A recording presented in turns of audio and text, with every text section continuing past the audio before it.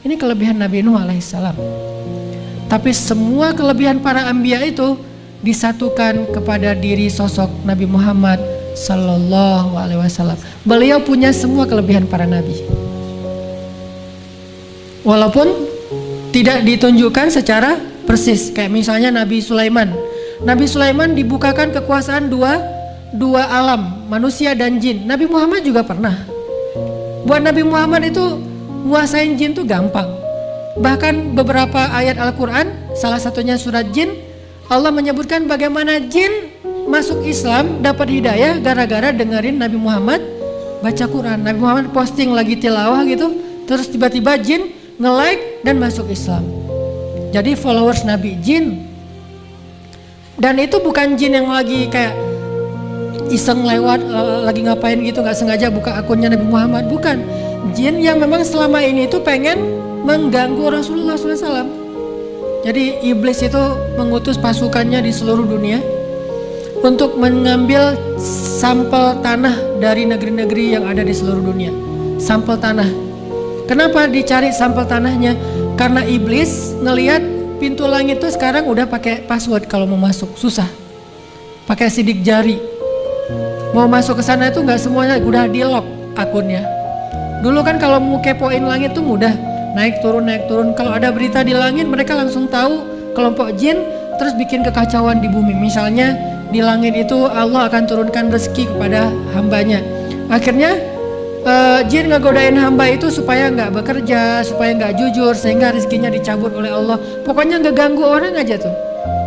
Sekarang tiba-tiba langit di lock, nggak bisa sembarangan naik ke langit dan mencari berita, nggak bisa kepo. Maka iblis curiga ini pasti ada berita besar di bumi nih, sampai langit begitu disiplinnya sekarang, begitu sulitnya sekarang, berlapis-lapis barisan di langit para malaikat tuh, ada apa sih di bumi? Cari sampel-sampel tanah di seluruh bumi. Dibawa ke hadapan iblis oleh jin-jin. Dicium satu persatu sampel tanah itu, dicium nggak ada, dicium nggak ada, dicium nggak ada, diendus nggak ada. Tiba-tiba ketika iblis mengendus satu sampel tanah, yaitu tanah kota Mekah, iblis langsung kaget dan mengatakan, aku mencium aroma seorang nabi. Jadi nabi itu ada aroma di dalam bagi iblis, bagi jin. Aku mencium aroma seorang nabi. Dan kali ini aromanya lebih kuat daripada nabi-nabi sebelumnya. Dari mana kalian dapat tanah ini? Dari Mekah. Pergilah ke sana, cari tahu berita tentang dia, dan kita akan menyusun rencana menghalangi dia dalam dakwah. Diutuslah sekelompok jin mencari tahu berita tentang nabi terakhir yang ada di Mekah. Dan pas mereka sampai di sana, kalau nggak salah di daerah yang disebut dengan Nakhlah, tiba-tiba jin mendengar Nabi Muhammad lagi membaca Al-Quran, kemudian mereka takjub, ajaban, kemudian mereka masuk Islam. Iblis heran, ini saya tadi ngutus mereka, sampai sekarang belum ada Japrian yang masuk nih. Ditelepon di reject, di WA udah nggak dibuka-buka, ini kenapa nih? Akhirnya berkali-kali dihubungin sama iblis, gak berhasil. Jinnya ternyata sudah masuk Islam. Mereka balik lagi ke negeri mereka, nggak balik ke iblis. Ada yang ke Irak, ada yang ke Yaman, ada yang kemana-mana keliling. Masing-masing berasal dari negeri-negeri yang berbeda, berdakwah kepada kaumnya. Selang setahun mereka datang lagi kepada Nabi Muhammad. Mereka mengatakan, ya Rasulullah, kami alhamdulillah sudah berhasil mengislamkan jin ribuan lewat mereka nih. Jadi viral banget ternyata dakwah Nabi di kalangan jin. Dan mereka mengatakan mereka semuanya fansnya Rasul. Boleh nggak kita bikin sebuah seminar, kata jin, yang anggotanya itu pesertanya semuanya jin. Kata Nabi boleh, tapi jangan dekat-dekat dengan rumah penduduk ya, karena jin kan gede-gede dan beda kan karakternya, agak-agak kusak-rusuk gitu kan, nggak rapi. Akhirnya ditaruhlah seminarnya di tengah padang pasir. Nah pas malam mau bikin seminar, dan seminarnya harus malam ya, kalau nggak serem kan jin ya. Pas malam mau seminar, Nabi itu ngajak sahabat siapa yang bisa dampingin Nabi buat acara seminar. Jadi kayak jadi LO-nya Nabi lah, atau jadi asistennya Nabi. Gak ada sahabat yang mau coba. Kemana Rasul? Seminar jin. Aduh saya lagi gak enak badan. Kemana Rasul? Seminar jin. Ini saya lagi ada janji sama teman, saya mau apa. Akhirnya Nabi memaksa Abdullah ibnu Mas'ud jadi asisten Nabi di seminar jin. Itu disebutin nanti di kisah panjang surat Al-Jin dan beberapa surat yang lain. Berangkatlah Ibnu Mas'ud seminar bareng dengan Nabi di tengah padang pasir. Pas sudah mau sampai ke venue-nya, Nabi memberhentikan kendaraan beliau, onta beliau, turun bareng Ibnu Mas'ud. Kemudian Nabi menyuruh Ibnu Mas'ud berdiri di sebuah tempat. Lalu di sekeliling Ibnu Mas'ud Nabi membuat lingkaran pakai jari beliau sambil komat kamit membaca zikir doa gitu, dibuat lingkaran. Setelah selesai membuat lingkaran, Nabi bilang kepada Abdullah, ya Abdullah, apapun yang terjadi jangan pernah keluar dari garis lingkaran ini, kata Nabi. Apapun yang terjadi.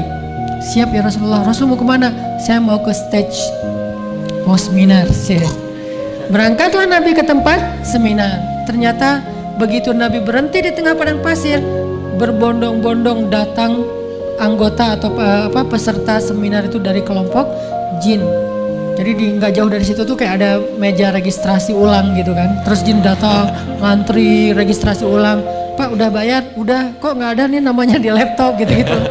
Pokoknya heboh aja jin. Dan jin itu kan susah diatur ya. Nggak bisa diatur jin tuh. Ada yang lari, ada yang loncat-loncat, ada yang terbang-terbang. Dan Abdullah ada di dekat meja registrasi.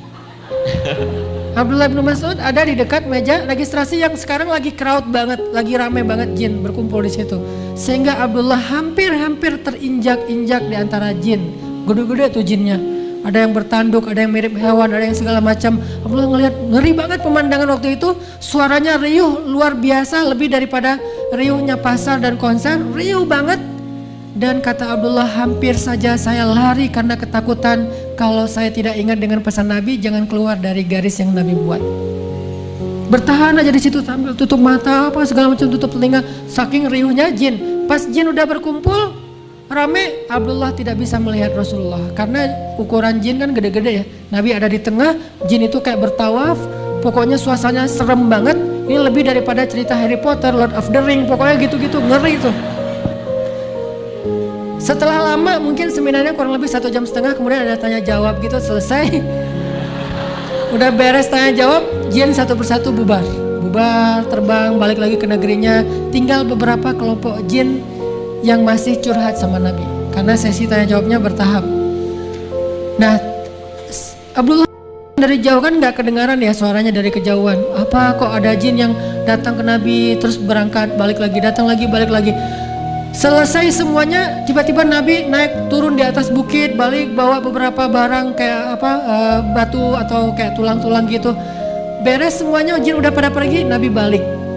Nabi terlihat sangat lelah karena nggak gampang mendawahi jin. Lelah, ngedawahin manusia aja capek ya, apalagi ngedawahin jin. Kebayang nggak ngedawahin temen aja kadang-kadang dibully di grup lah segala macam, dibilang sok suci, nabi palsu, udah dijamin surga. Nah ini apalagi jin nih. Akhirnya Nabi balik ngelewatin Abdullah bin Mas'ud, terus Nabi menghapus garis yang tadi dibuat. Ya Abdullah, sekarang udah boleh keluar.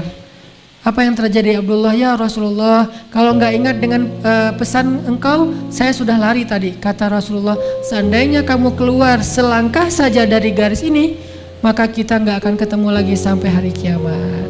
Kenapa? Dibawa lari sama jin. Ini kok lucu banget sih, unyu-unyu bawa lari boneka gitu kirain. Abdullah dikirain mainan, saking kecilnya Abdullah. Kalau kamu keluar selangkah aja dari garis itu, mungkin kita nggak akan ketemu lagi selama-lamanya, wahai Abdullah. Ya Rasulullah, apa yang terjadi tadi di akhir kalau saya ngelihat mereka berkelompok-kelompok. Kata Nabi, mereka menyampaikan masalah-masalah yang mereka hadapin kepada saya. Jadi curhat jin. Ada jin yang belum bisa damai, ada jin yang geng. Dari satu geng dengan geng yang lain tuh suka tarung di jalan.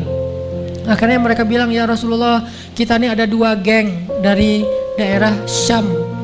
Biasanya kita tarung di jalan, bunuh-bunuhan, bacok-bacokan. Damaikanlah di antara kami ya Rasulullah. Akhirnya Nabi menjabatkan tangan jin, mendamaikan mereka, bersaudaralah antara 2 geng jin. Gak tahu apa geng motor, apa geng apalah, pokoknya geng aja. Pulang. Terus ada lagi jin tua-tua, kurus-kurus gitu. Ternyata jin apa? Jin berasal dari negeri yang sedang musim kemarau dan paceklik. Ada kayak gitu, mereka curhat, ya Rasulullah, di negeri kami kurang makanan, kami sering kelaparan, anak-anak kami gizi buruk, malnutrisi, gitu-gitulah. Kayak sekarang di mana tuh? Di Yaman, di Suriah gitu kan, atau di Afrika. Maka akhirnya Nabi naik ke atas bukit-bukit padang pasir nyari apa? Nyari tulang belulang. Dikumpulkan sama Nabi kayak kita nyari kayu bakar, ditaruh di depan jin. Kata Nabi, mulai sekarang tulang adalah makanan kalian. Maka sejak saat itu tulang adalah makanannya jin sampai sekarang. Makanya kalau teman-teman yang senang off-road, hati-hati kalau lagi di hutan di mana, kalau mau buang air, perhatikan kalau ada tulang jangan, karena itu dia lagi dinner. Bayangin orang lagi enak-enak dinner kita siram, sebel nggak sih?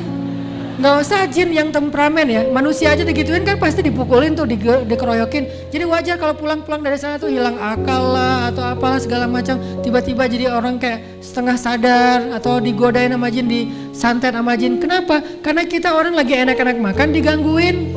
Maka perhatikan, karena tulang adalah makanan jin sejak zaman Rasulullah SAW sampai hari kiamat.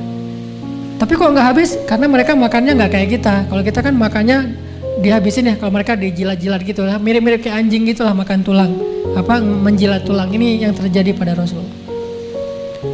Nabi tuh kalau mau menguasai alam jin bisa banget, karena Nabi pernah lagi sholat digodain sama jin yang newbie gitu, anak baru. Jadi ada jin baru lulus sekolah dikasih kayak tugas akhir, jadi kayak bikin praktek gitu, praktek menggoda manusia. Keluarlah dia dari kampusnya, pengen godain manusia, salah milih targetnya Rasulullah. Iblis aja nggak berhasil, nih anak baru menggodain Rasul. Jadi dia kayak nggak nanya-nanya dulu ke kakak kelasnya, siapa nih orangnya deh, asal godain aja. Nabi lagi sholat malam, didatengin sama anak baru, masih culun gitu kan gaya-gayanya tuh, nih gua godain nih. Pas dia datang, Nabi nggak kegoda sama sekali, biasa aja. Dia udah gini-gini di muka Nabi apa segala macam. Nabi khusyuk. Begitu Nabi selesai sholat, ngeliat ke arah dia kaget, kok Nabi ngeliat saya ya? Kirain gak kelihatan gitu. Dipegang sama Nabi tangannya, jangan ampun, saya anak baru, saya baru belajar kak, gitu. Dia kayak tiba-tiba jadi minta maaf gitu, kak saya nggak tahu kakak ternyata senior apa segala macam. Akhirnya Nabi pegang tangannya, diikat sama Nabi, diikat, digulung, jadilah dia kecil kayak bola gitu, ditaruh di tiang Masjid Nabawi. Subuh-subuh pas anak-anak Madinah, anak-anak kecil gitu, anak-anak SD gitu ya, mau datang ke masjid, mereka ngelihat ada bola api tergantung di tiang masjid. Kan jin dari api kan ya, jadi bentuknya bola, kayak ada festival main bola api kan kalau di kita pas tahun baru Islam, pas menjelang Ramadan. Ini ada bola api menggantung di tiang masjid yang terbuat dari pelepah kurma, tapi pelepah kurmanya nggak terbakar. Anak-anak kecil kan jadi kayak penasaran, nih bola api apa, ntar habis sholat kita main bola. Akhirnya mereka sholat, begitu selesai sholat itu bola api diambil sama anak Madinah, ditendang-tendang jadi sepak bola. Bisa jadi sepak bola pertama dalam sejarah dunia itu sebetulnya di zaman Nabi, tapi bolanya bukan dari karet atau plastik, bolanya dari jin. Nabi ngelihat, waduh maaf, ampun segala macam. Nabi kasihan sama dia, akhirnya dilepas sama Nabi. Kata Nabi, kalau bukan karena saya teringat dengan doa saudara saya Sulaiman. Apa doa Sulaiman? Ya Allah, berikan saya kekuasaan yang sangat luas yang Engkau tidak akan berikan kepada siapapun setelah saya. Berikan saya kekuasaan yang sangat luas yang tidak Engkau berikan kepada siapapun setelah saya. Kata Nabi, kalau bukan karena teringat dengan caption saudara saya Sulaiman yang dia pengen kekuasaan yang tidak diberikan lagi setelah itu kepada siapapun, maka akan saya biarkan jin ini menjadi bola dan ditendang-tendang oleh anak-anak Madinah sampai siang hari. Dan Nabi bisa banget menguasai jin, cuman gak mau menghormati doa Sulaiman. Jadi semua mukjizat para anbiya Allah berikan kepada Rasulullah. Nabi Musa, mukjizatnya yang paling besar apa? Membelah laut. Nabi bisa lebih dari itu, bukan laut, bulan. Kan lebih ngeri kan? Laut cuman laut merah doang tuh, selat yang antara Asia dengan Afrika, laut merah tuh dibelah sama Nabi Musa, cuman berapa ribu kilo sih. Sementara Nabi Muhammad bukan laut yang dibelah, bulan di surat Al-Qamar. Jadi lebih dahsyat daripada Nabi Musa. Nabi Sulaiman terbang dengan angin, kan kekuatan Nabi Sulaiman bisa terbang dengan angin. Kan Nabi Sulaiman pernah lagi terbang gitu ya, terbang rendah gitu, kayak orang lagi pakai pesawat kecil terus helikopter gitu kan. Terus orang-orang para petani ngelihat Sulaiman bisa terbang dengan keluarganya, mereka mengatakan, aduhai seandainya saya menjadi Sulaiman, beruntung sekali ya Sulaiman. Sulaiman langsung kayak landing di situ mengatakan, Pak, Bapak ngomong apa barusan? Enggak nak, kamu beruntung sekali bisa diberikan kekuasaan seperti ini. Kata Sulaiman, mau nggak saya kasih tahu sesuatu yang lebih beruntung dari ini? Apa? Yang lebih beruntung daripada kekuasaan Sulaiman bisa terbang kemana-mana. Kata Sulaiman, satu kalimat zikir itu lebih utama dari semua kekuasaan yang saya dapatkan. Satu kalimat zikir. Sulaiman bisa terbang keliling bumi. Nabi Muhammad keliling langit. Isra dan Mi'raj. Lebih dahsyat daripada keliling bumi. Jadi Nabi Muhammad itu orang yang gak pamer. Kalau Allah sebutkan kisah Sulaiman, Sulaiman. Nabi nggak gitu orangnya. Kisah Musa membelah laut, laut doang tuh bulan. Nggak gitu. Nabi itu orangnya tuh nggak caper, nggak pamer. Bahkan beliau menghargai nabi-nabi sebelumnya. Makanya beliau disebut musaddiqan, sebagai pembenar kepada nabi-nabi sebelumnya. Tapi semua keutamaan nabi-nabi sebelumnya dikasih kepada Rasulullah SAW. Nabi Yahya itu lembut, Nabi Muhammad lebih lembut lagi tuh. Kalau nabi-nabi sebelumnya punya umat yang kelak jadi nabi kan ada banyak tuh ya. Kayak Nabi Ibrahim punya murid, Lut kelak jadi nabi. Kemudian Nabi Daud punya murid dan sekaligus anak, yaitu Sulaiman kelak jadi nabi. Nabi Yakub punya murid atau anak, kelak jadi nabi, yaitu Yusuf, dan seterusnya dan seterusnya. Nabi Muhammad, murid beliau, sahabat beliau, terutama yang awalun, itu kualitas mereka kualitas nabi loh. Terutama 10 sahabat yang dijamin surga itu semuanya kualitasnya tuh kualitas para anbiya. Ada Abu Bakar, bukan satu nabi tuh. Rasul pernah membandingkan Abu Bakar itu seperti Ibrahim, dan julukannya juga sama, Siddiq. Wadhkur fil kitabi Ibrahim innahu kana siddiqan nabiyya. Ibrahim itu siddiq. Sahabat yang siddiq Abu Bakar as-Siddiq. Jadi kalau kita pengen tahu seperti siddiq apa Abu Bakar, lihat aja kisah Ibrahim. Saking siddiqnya Ibrahim, melakukan hal-hal apapun yang Allah perintahkan walaupun berat, dia lakuin sama beliau. Begitulah Abu Bakar, ada Ibrahim. Kadang Nabi Muhammad membandingkan Abu Bakar itu dengan Isa dari sisi lembutnya. Muncul lagi Umar. Umar itu seperti Musa dan Nuh, dua nabi. Dalam riwayat yang lain, Umar itu ada, seandainya ada nabi setelah saya, Umarlah orangnya, cuman tidak ada nabi setelah saya. Jadi kualitas pengikut Nabi Muhammad itu kualitas para anbiya. Muhajirin dan Ansor yang awalun, was-sabiqunal awwalun minal muhajirin wal ansor. Muhajirin dan Ansor, terutama yang ikut dalam hijrah dan Bai'ah Aqabah 1 dan 2, kurang lebih sekitar 1000 orang, itu semuanya kualitasnya kualitas para anbiya. Bukankah anbiya itu jumlahnya sekitar 124.000? Dan kurang lebih itulah jumlah sahabat senior 124.000, dan mereka semuanya kualitasnya seperti para anbiya. Dahsyat-dahsyat. Ada para nabi yang ahli ibadah. Ada para nabi yang punya kepekaan, farasah. Farasah itu bahasa Arab, terus jadi bahasa Indonesia firasat. Farasah. Siapa nabi yang punya farasah? Gurunya Musa, Nabi Khidir. Di zaman sahabat ada juga sahabat yang punya farasah. Salah satu sahabat yang punya farasah itu adalah Utsman. Utsman itu firasatnya dahsyat. Sama kayak Khidir punya firasat, lagi jalan bareng Musa ngelihat anak kecil, dipatahin lehernya. Dibunuh sama Nabi Khidir. Musa bertanya, kenapa engkau membunuh anak kecil yang tidak berdosa? Kata Khidir, bukankah kamu berjanji tidak akan bertanya? Ya sudah, maafin saya. Lanjut. Sampai akhirnya dijelaskan kenapa saya membunuh anak itu. Karena anak itu nanti besarnya menjadi durhaka kepada orang tua. Lebih baik dia mati sekarang dalam keadaan belum durhaka, daripada nanti dia menyusahkan orang tuanya. Cuman yang tahu itu cuma Nabi Khidir, Musa aja nggak tahu. Di antara sahabat ada yang tahu hal-hal yang seperti ini. Namanya Utsman bin Affan. Utsman lagi ngajar. Waktu itu Utsman sudah menjadi khalifah 3 setelah Abu Bakar dan Umar. Lagi ngajar kayak gini di Masjid Nabawi. Tiba-tiba datang seorang murid, seorang laki-laki pengen belajar kepada Utsman. Pas dia di pintu masjid, gak sengaja dia ngeliat aurat seorang perempuan. Jilbabnya kesingkap angin sehingga kelihatan rambutnya. Sekilas rambut gak sengaja. Lihat rambut seorang cewek gak sengaja, ya udah dianggap itu bukan dosa, namanya juga nggak sengaja, cuman rambut, cuman sekilas, itu juga kesingkap angin. Masuk dia ke masjid, tapi nggak bilang astagfirullah, soalnya dia pikir itu nggak dosa. Begitu dia masuk ke dalam masjid, duduk di antara jamaah, tiba-tiba Utsman berkata, kenapa ada yang baru datang ke dalam majelis kita, sedangkan di matanya masih ada bekas dosa? Kenapa ada yang hadir dalam majelis kita, sedangkan di matanya ada bekas dosa? Dia kaget, langsung dia berdiri lagi mengatakan, ya Amirul Mukminin, wahai Utsman, apakah telah turun wahyu kepadamu setelah Rasulullah? Maksudnya, gimana Anda tahu saya baru saja melihat dosa sementara tidak turun wahyu kepada Anda? Apa kata Utsman? Ittaqu farasatal mu'min, hati-hati dengan firasat orang yang beriman.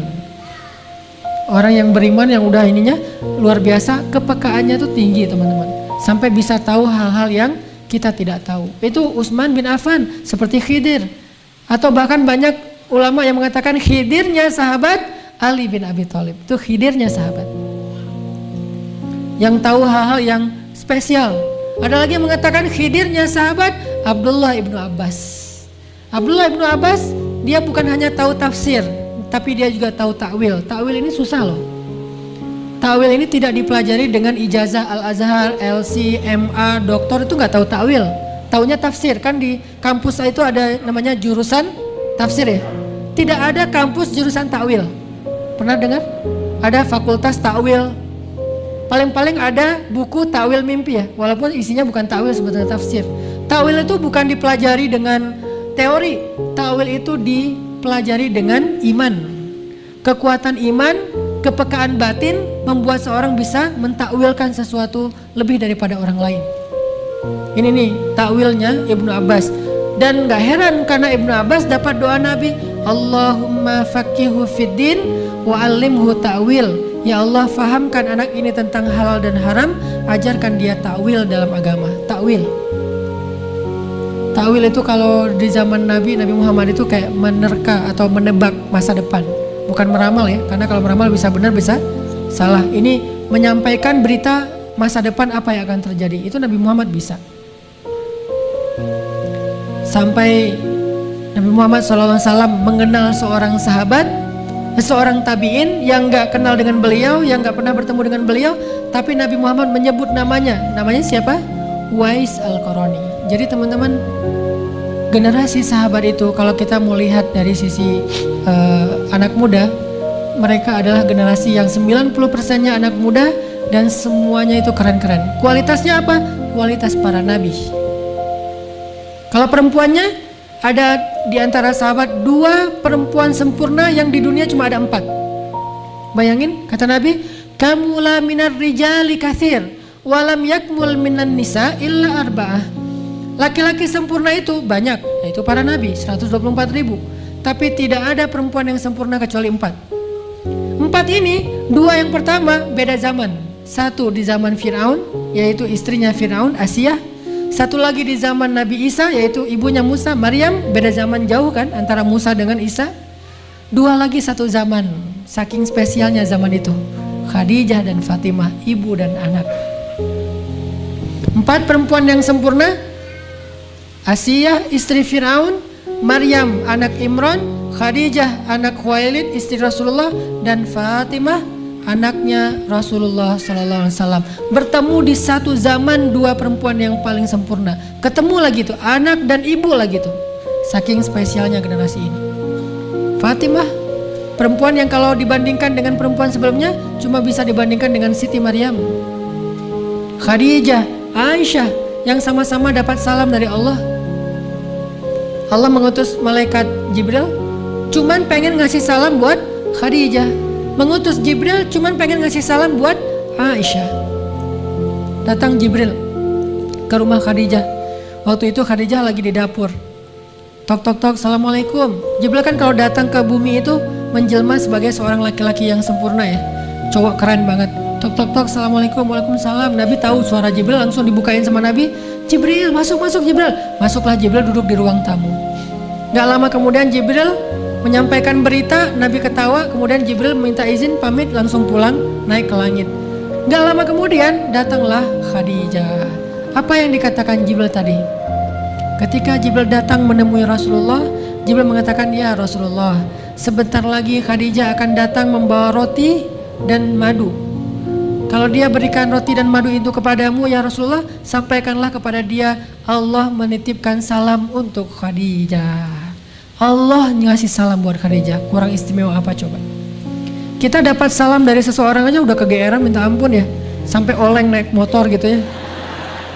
Ini dapat salam dari Allah Rabbul Alamin, pencipta alam semesta. Dan Allah gak sembarangan nitip salam, pasti orang terpilih banget. Khadijah titip salam untuk Khadijah dari Allah. Kemudian dari Jibril juga titip salam buat Khadijah. Begitu Khadijah datang dengan wajahnya yang soleha dan berseri-seri, Rasulullah makan dulu ya, disiapin sama Khadijah rotinya. Rasulullah senyum-senyum melihat Khadijah. Khadijah juga heran, Rasulullah ada apa kok senyum-senyum, gak biasanya kayak gitu. Kata Rasulullah, Khadijah, panggilan Khadijah itu DJ. Karena orang Mesir itu manggil bahasa Mesirnya Khadijah itu Khadijah. Jadi manggilannya di DJ, tapi nggak gitu ya. DJ aja gitu. Khadijah, barusan Jibril baru aja pamit pulang. Tadi dia di sini. Oh gitu, ada apa ya Rasulullah? Kata Khadijah. Dia menyampaikan Allah menitipkan salam kepada Khadijah. Begitu juga dengan Jibril. Khadijah langsung terharu dan mengatakan, Allahumma antas salam wa minkas salam wa ilaika ya'udus salam wa ila Jibrilis salam wa alaika ya Rasulullah as-salatu wassalam. Itu asal muasal kata kalimat Allahumma antas salam. Khadijah. Sekarang itu zaman sahabat. Fatimah juga kayak gitu. Fatimah ini luar biasa, perempuan yang tidak ada duanya sampai akhir zaman. Satu-satunya yang sebanding dengan Fatimah cuman Maryam. Dan keistimewaan Fatimah apa? Dia cewek cantik, masih muda, tapi nggak kenal cowok kecuali ayahnya. Jadi kalau kita periksa di list kontak handphonenya Fatimah, nama cowok cuma ada satu, Rasulullah. Followersnya cewek semuanya, followers cowok cuma satu doang, kelak, Ali bin Abi Thalib suaminya. Ini kerennya Fatimah. Dan bahkan ketika Nabi lagi sakit keras di atas pangkuan Aisyah, mungkin Nabi sering dipeluk oleh Khadijah, tapi wafatnya di atas pangkuan Aisyah. Masing-masing punya keistimewaan. Nabi berbisik kepada Fatimah, Fatimah tertawa. Nabi berbisik, Fatimah menangis. Nabi berbisik kepada Fatimah kedua kalinya, Fatimah tertawa. Aisyah aja nggak tahu isi berbisiknya Nabi kepada Fatimah. Jadi ini Aisyah, Nabi tidur di atas pangkuannya, panggilkan Fatimah. Fatimah dipanggil Rasulullah. Akhirnya Fatimah dengerin. Tiba-tiba Fatimah menangis. Nabi berbisik lagi dengerin. Tiba-tiba Fatimah ketawa. Aisyah kan penasaran banget kan, kepo banget ya. Gua kan istrinya kok nggak dikasih tahu gitu ya. Begitu Nabi SAW udah selesai, Aisyah nanya kepada Fatimah, Fatimah, tadi Nabi bisik apa sama kamu? Kan rahasia, kata Fatimah. Ah kamu mah gitu ya. Udah aja. Cuman nggak pakai mah, nggak bahasa Arab nggak ada. Begitu Nabi udah wafat, ternyata Aisyah tuh nggak selesai, masih nyimpen. Begitu Rasulullah udah wafat, Aisyah datang ke rumah Fatimah. Fatimah, tolong dong kasih tahu apa yang dulu Nabi bisikan kepada kamu. Kata Fatimah, ya udah kalau sekarang Nabi sudah wafat berarti bukan lagi rahasia. Nabi mengatakan sebentar lagi beliau akan kembali kepada Allah, karena Allah memberi pilihan antara tetap bertahan dengan keluarganya atau kembali kepada kekasihnya. Nabi memilih kembali kepada kekasihnya. Itu membuat saya menangis. Terus yang kedua kata Nabi, wahai Fatimah, engkau kelak di surga menjadi ratunya para bidadari surga. Maka saya tersenyum dan tertawa. Itu Fatimah. Dalam riwayat yang lain, Fatimah dikatakan oleh Rasulullah, ya Fatimah, anakku, putriku, bidadari surga, kata Nabi. Nabi kalau bilang bidadari itu bukan gombal ya, benar-benar bidadari surga. Kata Fatimah, ya Rasulullah, bagaimana dengan suamiku Ali? Jadi dia nggak mau masuk surga sendiri, pengen bareng dengan Ali. Bagaimana dengan suamiku Ali? Ali itu adalah anak muda surga terbaik. Bagaimana dengan anakku Hasan dan Husain? Mereka adalah pangeran-pangeran surga, kata Nabi. Jadi satu keluarga itu semuanya dikasih surga, dan mereka diberikan sebuah istana, kata Nabi, yang kubah istananya itu terbuat dari zamrud, terbuat dari permata-permata terbaik yang ada di dalam surga. Spesifik istananya Fatimah. Ini perempuan yang keren banget, cewek ABG yang keren banget. Nanti ada lagi sedikit lagi mungkin ya ABG keren. Dua aja, cewek, Aisyah dan Sofia. Ketika Nabi menikah dengan Sofia, umur Sofia itu baru saja beres acara Sweet 17. 17 tahun. Yaitu Sofia nikah sama Nabi. Aisyah umur waktu itu 16 tahun. Jadi Sofia itu kayak kakak kelasnya Aisyah setahun lah. Sofia kelas 3 SMA, Aisyah ketua OSIS gitu kan, kelas 2 atau wakil ketua OSIS. Jadi berdua nih, usianya paling dekat.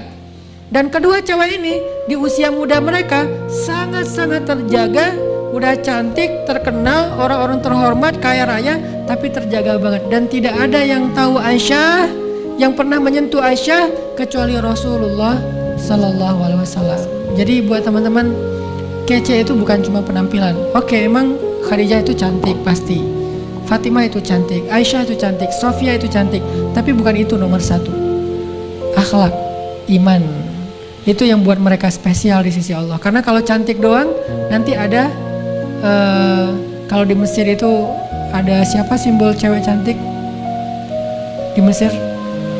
Cleopatra. Tapi kan gak disebutkan Cleopatra di Al-Quran. Yang disebutkan justru Sarah. Karena dia cantiknya bukan cuma fisik, tapi juga solehah. Kalau keren, mungkin juga banyak cowok-cowok keren. Bahkan di zaman Nabi itu ada cowok keren yang dideportasi gara-gara terlalu keren. Di zaman sahabat, zaman Umar. Dia dideportasi, paspornya dicabut gara-gara salah saya apa? Salah kamu, terlalu keren. Terlalu keren salah gitu di zaman itu. Saking terlalu kerennya dia, bikin banyak cewek itu gak bisa tidur loh.